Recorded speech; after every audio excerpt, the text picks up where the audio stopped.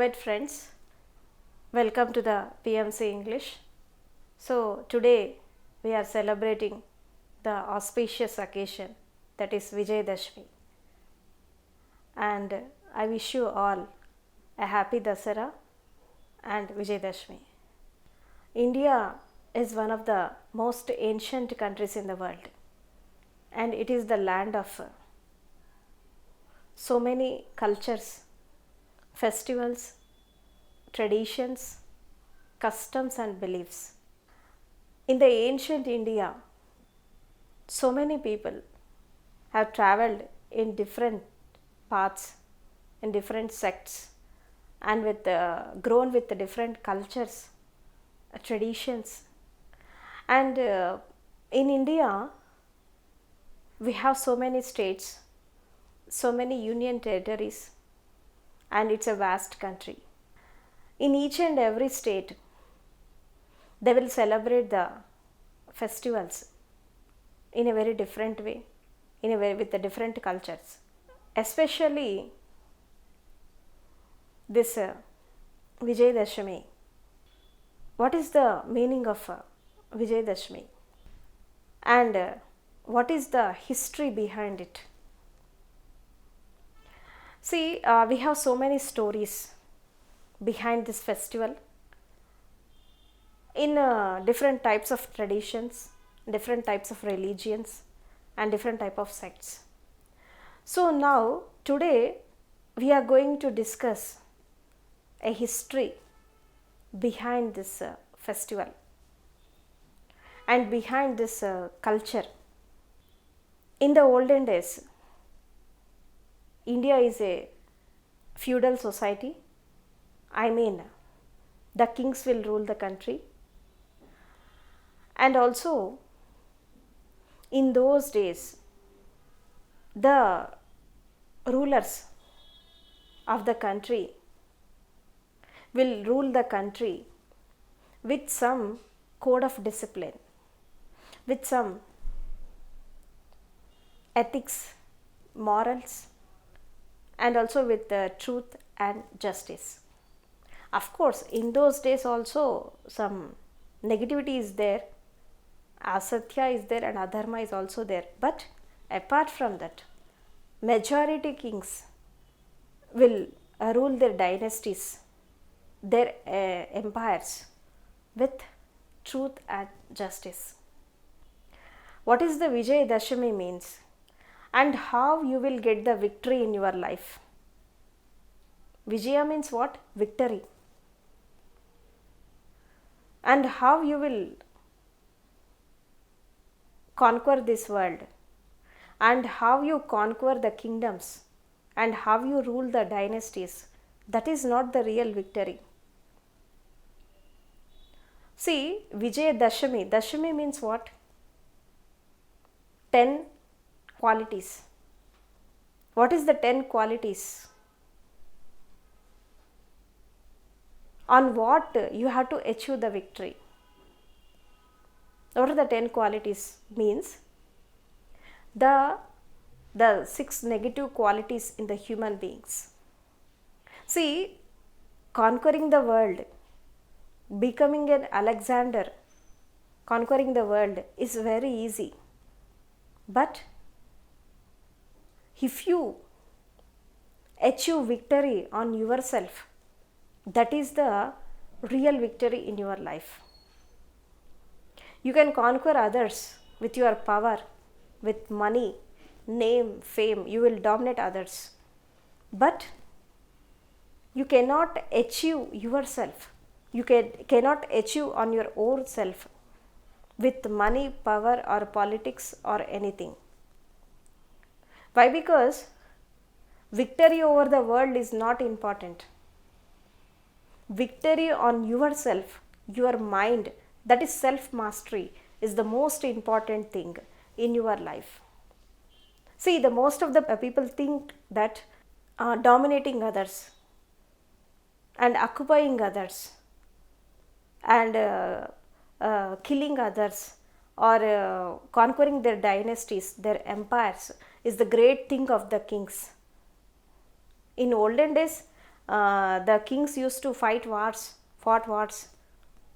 to conquer the kingdoms, to conquer the people, and to conquer the properties, and to conquer the whole world, to establish their kingdoms.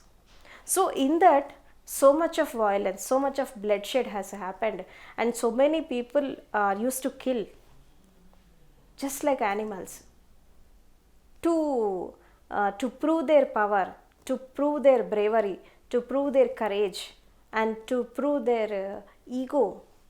They used to fought wars in those days. Of course, nowadays also we are witnessing so many wars between the countries, between the rulers. But in the feudal society, we can see more wars. We have witnessed. The history is telling like that. So in this context, one poet, Sri Sri, will say one quotation that when we see the whole history of the mankind, and when we witness the whole history about these kings, rulers, administrators, and what is the history of whole world was, it is nothing but, it is the, we can witness only wars, only violence. So in that he will say that, in Mahaprasthanam he will say that when we see the the history of each and every country, what is there in it?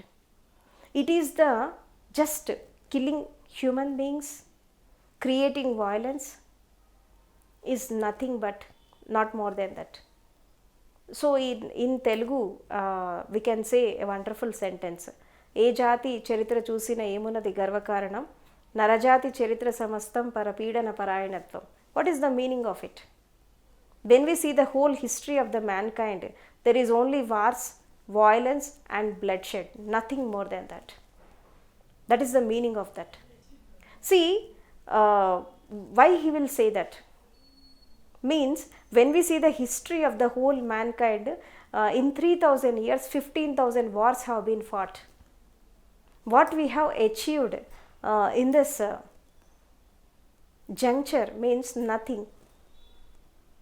Just we have lost the human beings, and we have lost our humanity, and we have lost our compassion, and we have lost our love relations, and we have lost everything.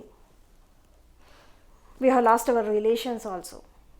So what is the meaning of this Vijayadashami? Means not become victory on others, not conquer others.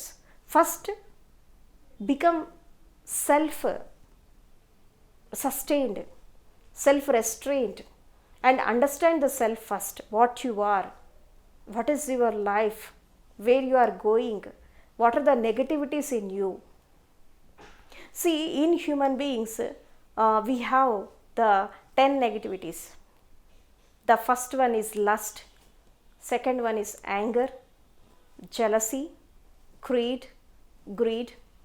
discriminations, and also the misbehaving, and their attitudes, their behavior patterns, and their lifestyle. These 10 negative elements will affecting the everybody's life, not only today, in the ancient period also. So the enlightened masters will say, and some philosophers will say, that conquering the world is not important. If you are really having guts, if you are courageous, so remove these negative elements from your mind, then you will see the real victory. And that is the meaning of Vijayadashami. When you remove these 10 negative elements from yourself, then you will really see the victory. That is the self-mastery, self-restrained, self-sustained, and you will live your life with the self-actualization and also with the self-realization. Then naturally you will conquer the world. See, what is the difference between a Buddha and the Alexander? So when we see the difference, what is the difference? Buddha is also a universal man. Alexander is also a well-known person in the world. But what is the difference? Buddha has conquered himself. The Alexander has conquered the outer world. So Buddha has known about his inner world, and the Alexander has conquered the outer world. So what the Alexander has achieved? Nothing. He has gone with the empty hands. But the Buddha has achieved the wisdom, and he has conquered the inner world, and he has renounced the outer world and he has conquered the inner world. Then he has become a king of wisdom, and he has become a master of wisdom, and is a great man of India. So this is the difference between a king and the spiritual master. So the real victory and the real bliss will come when you remove your negativities. So that is the symbol of, and that is the meaning of Vijayadashami.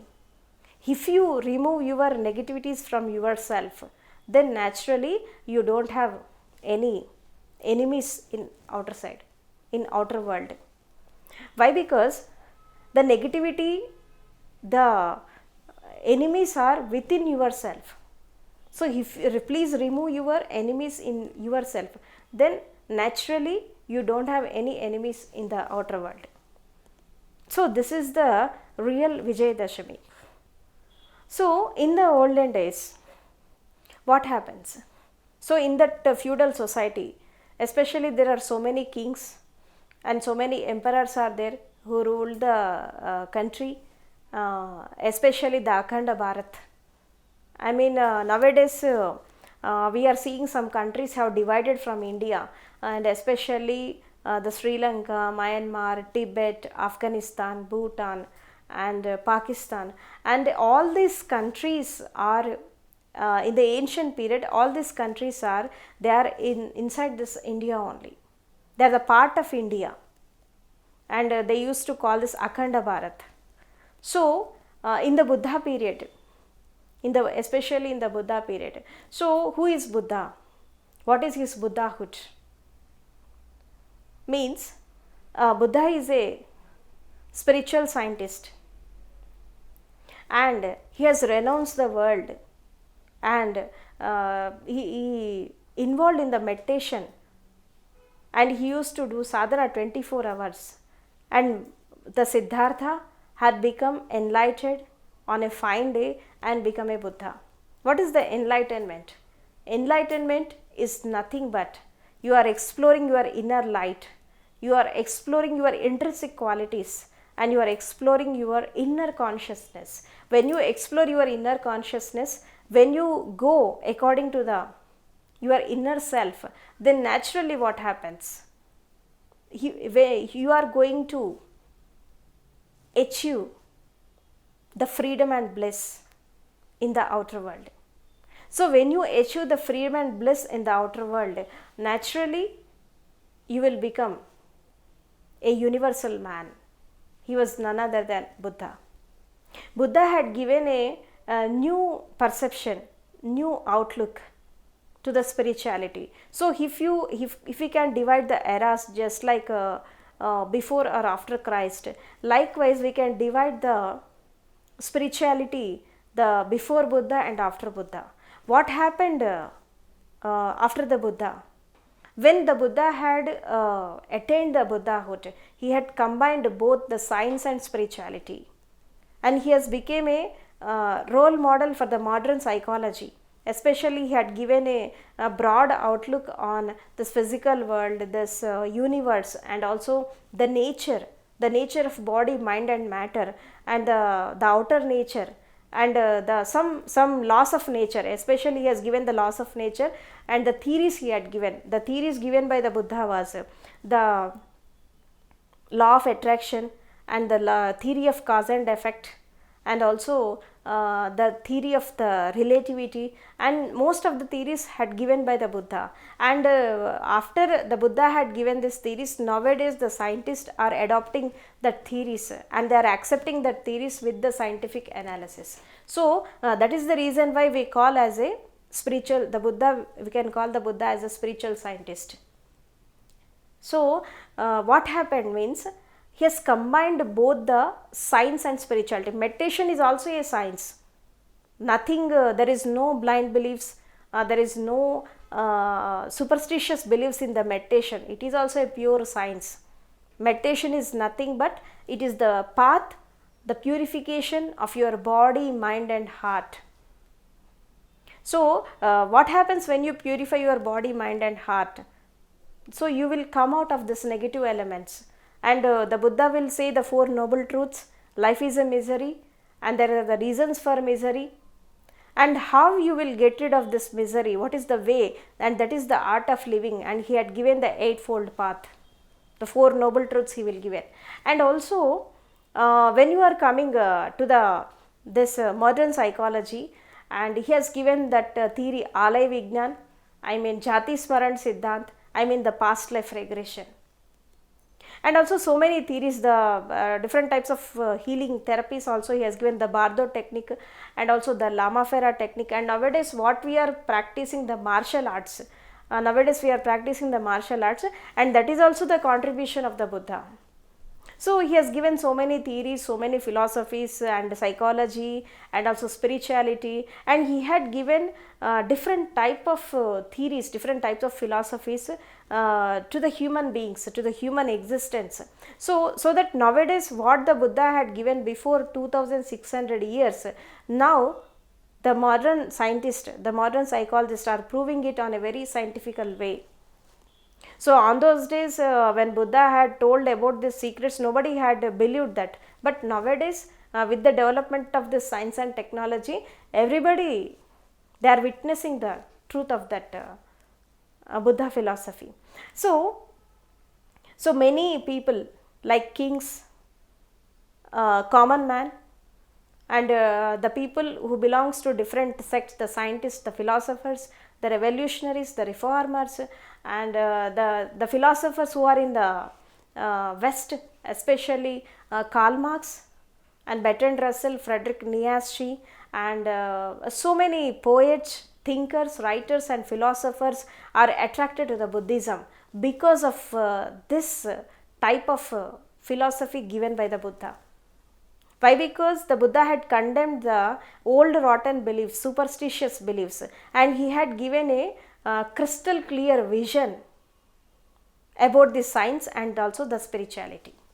So that is the reason why everybody will accept the Buddha, everybody will accept the Buddhism and the Buddha philosophy. Why? Because he has, the path of the Buddha was with truth, justice, and also with liberation, with liberty and prosperity, peace, compassion and humanity.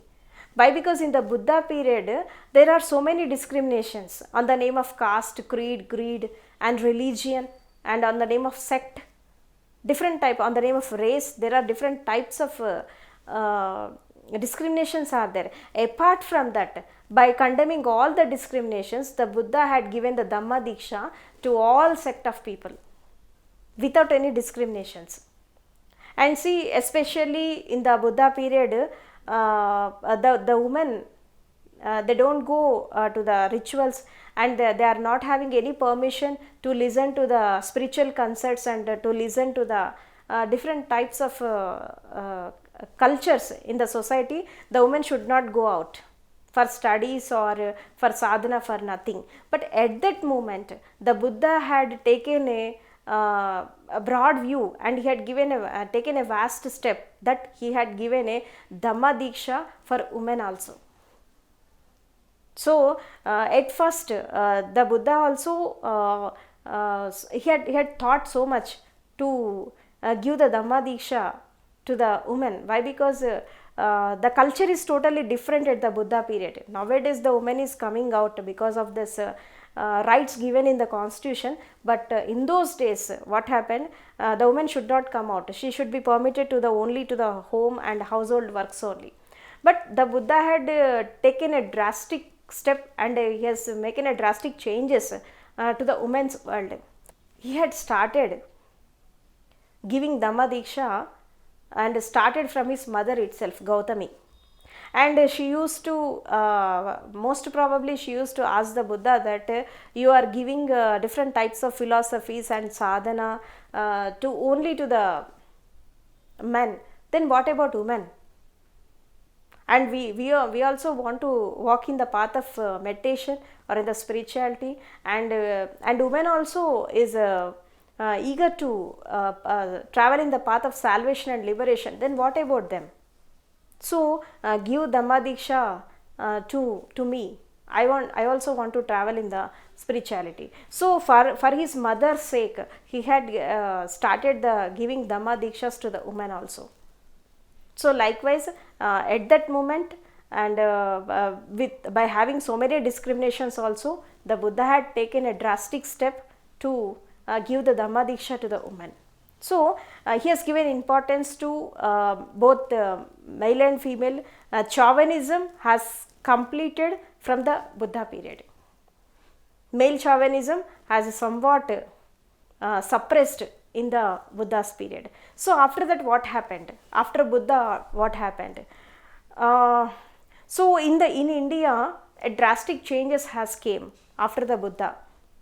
The Bhakti movement had came, and this Buddhism had stopped spreading the Buddhism in India, and so many Buddhist monks have travelled to and fro across the world, and they have spread the Buddhism. But in India, what happened? At that moment, what happened? Because of some sect of people, because of some people who belong to some race, they have condemned the Buddhism.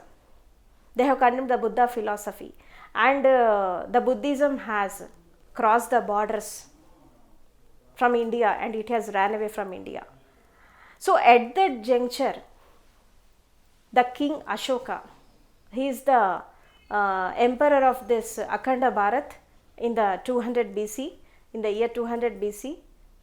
So actually his forefathers, I mean the Chandragupta Maurya and the Bimbisara, and the kings who are belong to the Maurya dynasty, they are the followers of the Buddhism.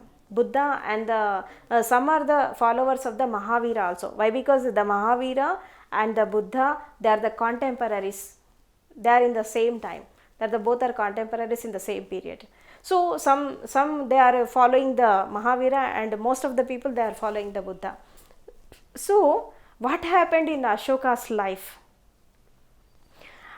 He had fought a war on Kalinga, and in that war, Ashoka has achieved the victory. And in those days, what happened? That is the time of this Navaratri, and that is the time of this Vijayadashami.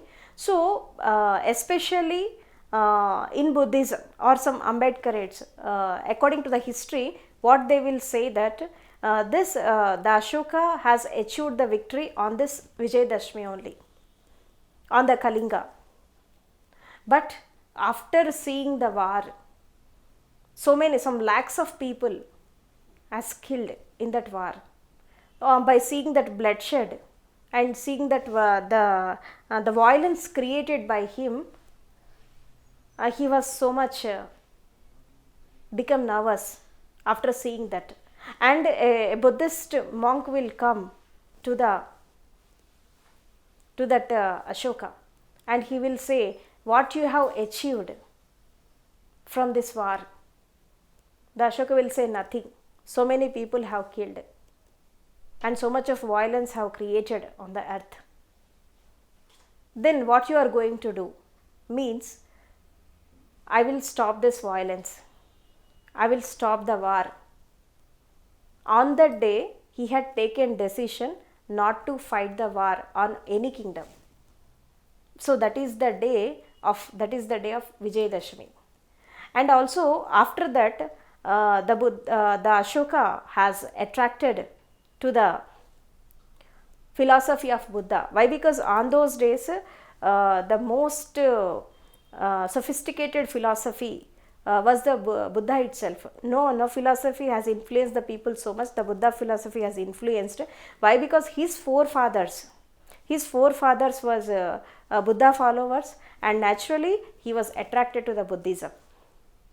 So, according to the history, some philosophers, some historians will say that Ashoka has taken the Dhamma Diksha on this Vijayadashami only. So, that is the reason why they will celebrate it as Ashoka Vijayadashami. And this is the history, whole history we are taking on this occasion. And also in some sects, what will happen? So, in this 9 days, they will pray for the energies, and they will pray for the energies, and also they will give importance to the power, that is Shakti, and they will offer rituals, and they will offer prayers to the Adi Shakti, I mean Parashakti. What is the energy? What is the energy within you, and what is the energy outer? See, when we see the energies, what happens? In the energies, we have two types of energies. The masculine energy is there and the feminine energy is there. So, this whole universe, and what is the nature of this universal consciousness, and what is the nature of this divinity was, it is the feminine quality, not the masculine quality.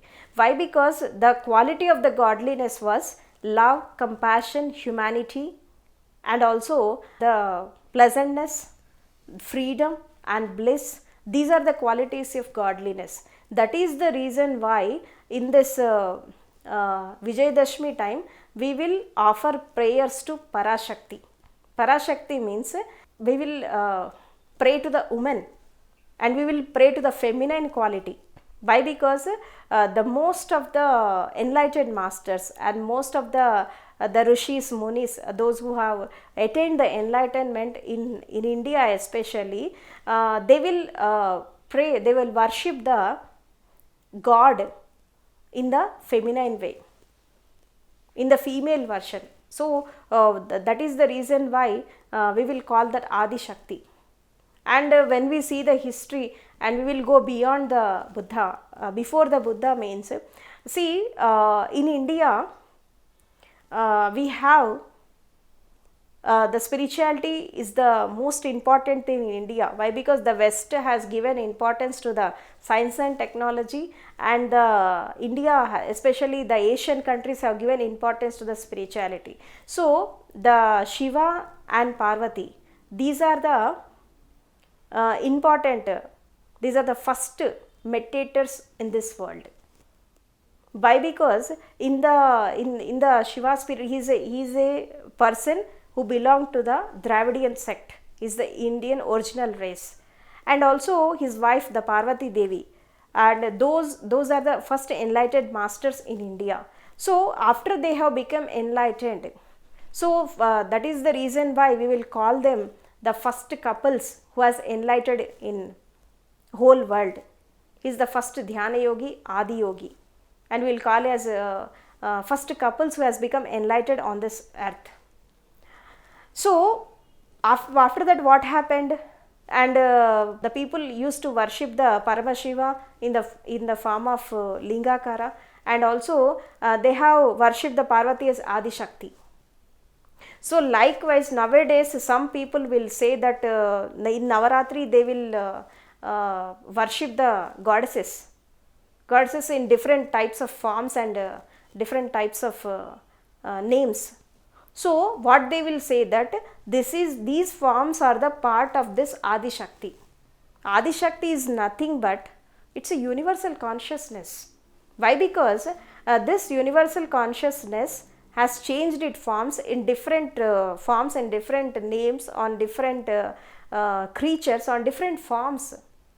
Why? Because when we see the world, the different type of creatures, human beings, animals, and different type of sex, these are the forms of that universal consciousness. That is the reason why they will worship the power, they will worship the Shakti, and they will worship the energy on this 9 days, in these 9 days. And also last, after after removing the negativities within you, then you will receive the energies, and then you will receive the positive energies, then you will receive the universal consciousness, then every man will become a Shakti and every woman will become a Adi Shakti. And that is the purpose of this Vijayadashami. So what happened, there are so many symbolic meanings are there behind this festival, and some history is there. So after that what happened, after the Ashoka had taken the Dhamma Diksha, he used to worship the goddesses on those days. Before the Ashoka has taken the Dhamma Diksha, he is a Hindu. He used to offer prayers to the goddesses, the Shakti, and he is having that culture in India. That we are having that culture, and nowadays also we are practicing some cultures and some rituals on that name. So after taking the Dhamma Diksha, he has attracted to the Buddhism, and after he had become enlightened, so his whole family, his wife and his daughter Sangamitra and his son, after they have become enlightened and they have practiced the meditation and become enlightened, the Ashoka used to send them across the world, especially in the Asian countries, I mean Tibet, Sri Lanka, Myanmar and Afghanistan, and this is Singapore, Malaysia, and so many countries. Now we are with some Buddhist countries are there. So how the Buddhism had spread in those countries, that is the contribution of Ashoka. He used to send the Buddhist monks and he used to send the whole family to spread the Buddhism in different foreign countries, different types of countries. So that is the reason why we will say Ashoka the Great. He is the great emperor and he is a great Dhamma preacher, and is a great man who has contributed so much to the Buddhism. So that is the reason why we will say this is the Ashoka Vijayadashami. And after that what happened, after the Ashoka has what happened means slowly the Buddhism has crossed the borders of India, and the Hinduism has established in India, and the Buddha philosophy has completely withered away. So before 100 years ago, a revolutionary, and many revolutionaries and many reformers as influenced by the Buddha philosophy, and mainly when we take one name of revolutionary, so the main name was Dr. B.R. Ambedkar. So what is the relation between the Ambedkar life and the Buddhism? How the Buddha has influenced the life of the Ambedkar? See, in those days, I mean at the time of independence struggle, and in the childhood days of the Ambedkar, he has faced so many discriminations. He has faced so many atrocities on the name of caste, creed, greed and religion. So what happened in those days means the Ambedkar has condemned all the religion, caste, creed, greed discriminations in those days. And by facing so much of conflicts in the poverty, and he has become highly educated, and also he had achieved so many degrees and doctorates from different universities across the world, and he has become a topmost intellectual on those days, and he has achieved 32 degrees and doctorates from different types of universities across the world. So after that what happened? So when India became independent, when India got the independence, and we don't have any separate constitution. So from 1947 to 1950, the India was, of course India has become independent, but we are following the British constitution only. Why? Because India don't have a constitution. So this Jawaharlal Nehru has searched for a right person to write the constitution in India. So they have searched so many people from the upper caste, but some people, some foreigners, viceroys have suggested that this Dr. B.R. Ambedkar is the perfect person who have the potentiality to write the Constitution of India. See, when we see the Constitution of India, it is the largest constitution while comparing to the other countries. So after so many struggles and so many discriminations, Ambedkar has written the Constitution of India, and on 1950 January 26 our Constitution came into existence. Now from that time the India has become a democratic country with the own constitution, and now we are enjoying the merits of that constitution. So especially in that constitution preamble, the points that are taken from the Buddhism itself, especially in the preamble we will see some points in the constitution, that is the justice, prosperity and brotherhood, humanity, and also the liberty and the liberation and equanimity and equality. These are the points taken from the Buddhism itself, from the Buddhism philosophy itself. Why? Because the Ambedkar had read all the scriptures in the world. He was attracted to the Buddha philosophy and also Buddhism. Why he was attracted to the Buddhism? What is the reasons behind it? Why? Because the Buddha has condemned the caste, creed, greed, discriminations. So this point has attracted Ambedkar to follow the Buddha philosophy.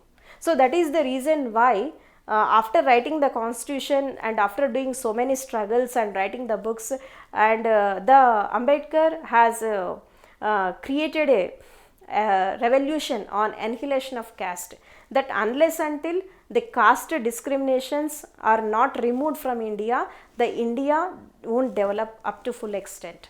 So you have to eradicate the caste in India. So okay, we will eradicate the caste. Then what is the solution for the people who come from that caste system?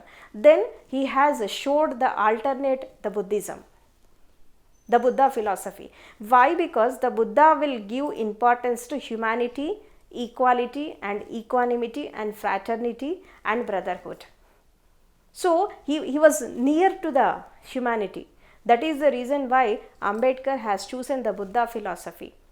So after writing the constitution and after writing so many books and scriptures and everything, that Ambedkar has taken the Dhamma Diksha on October 14, 1956 in Nagpur Diksha Bhumi with 6 lakhs followers.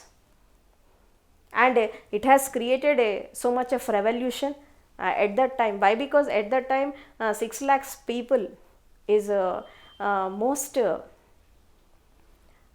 expensive thing to take Dhamma Diksha at that time. It's a great historical event that has happened in the year 1956.